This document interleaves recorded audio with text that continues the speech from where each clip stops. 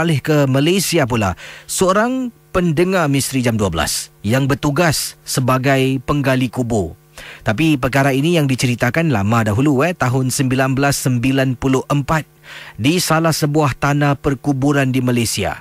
Seorang penggali kubur Malaysia, pertama kali saya terima kiriman kisah dari penggali kubur yang mendengar rancangan ini, khususnya dari Malaysia.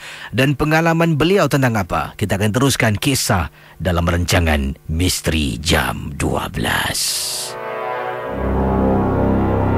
Misteri Jam 12. Baik teman, Misteri Jam 12. Assalamualaikum warahmatullahi ta'ala wabarakatuh. Waalaikumsalam. Nama saya Abdillah. Saya pendengar dari seberang. Dan saya ingin menceritakan 1994. Itulah antara pekerjaan yang saya lakukan, mencari sesuap nasi untuk keluarga, bertugas sebagai penggali kubur. Lazimnya kita menggali kubur pada waktu malam, Kisi, ataupun ketika matahari dah pun terbenam. Kalau waktu petang tengah hari memang terik, dan kubur yang nak digali ini bukan satu, malah setiap hari harus digali beberapa kubur, disiapkan liang lahat, kemudian ditutup dengan papan. Takut-takut nanti hujan, tertanam pula kubur yang telah pun digali. Syarikat yang saya bertugas menggali kubur ni tidak menggunakan jentera, kata Encik Abdillah. Malah menggali kubur manual menggunakan cangkul sahaja. Setiap kubur ada dua penggali. Satu penat, satu ambil alih.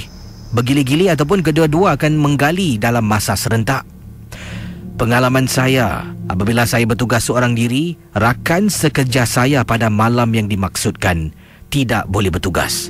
1994, pukul 11 malam, apabila saya menggali sebuah kubur di taman ... dekat kawasan Malaysia, kata pendengar kita. Cuba anda bayangkan, kata Encik Abdillah, ketika saya sedang menggali sebuah liang lahat ni, satu liang lahat, saya terdengar bunyi orang terpekik-pekik. Saya memang terkejut dan terperanjat. Saya pejam mata, istighfar, cuba tenangkan diri dengan membaca surah-surah tertentu.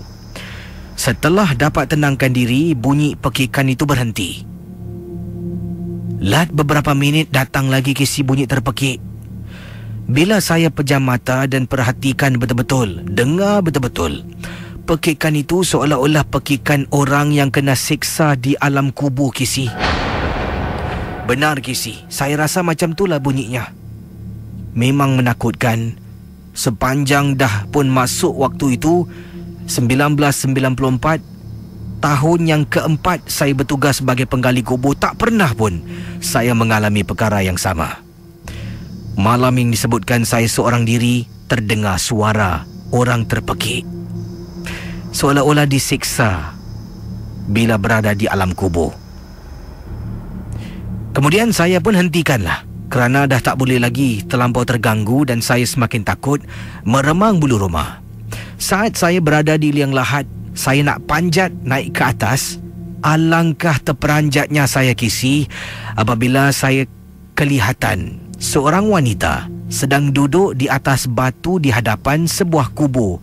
Dan kubur yang saya nampak tu adalah sebuah kubur yang baru saja ditanam. Mungkin lebih kurang seminggu atau 2 minggu yang lalu, saya tidak begitu ingat. Tapi kubur tu memang kubur baru. Jadi seorang wanita sedang duduk sambil menangis, tak henti-henti.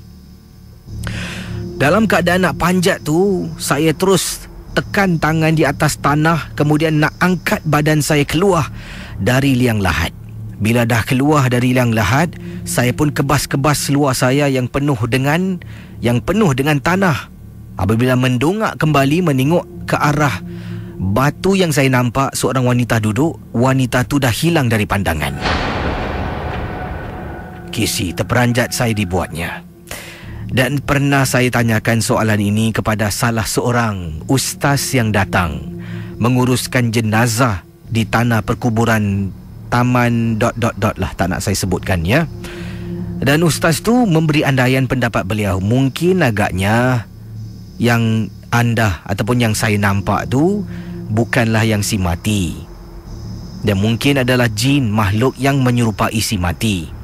Dan ustaz itu pun tak pasti. Kadang-kadang mungkin agaknya terlampau sangat buat jahat di dunia, tersiksa di alam kubur. Itulah pengalaman peristiwa saya. Terima kasih. Peminat setia rancangan MJ12, Abdillah dari Malaysia.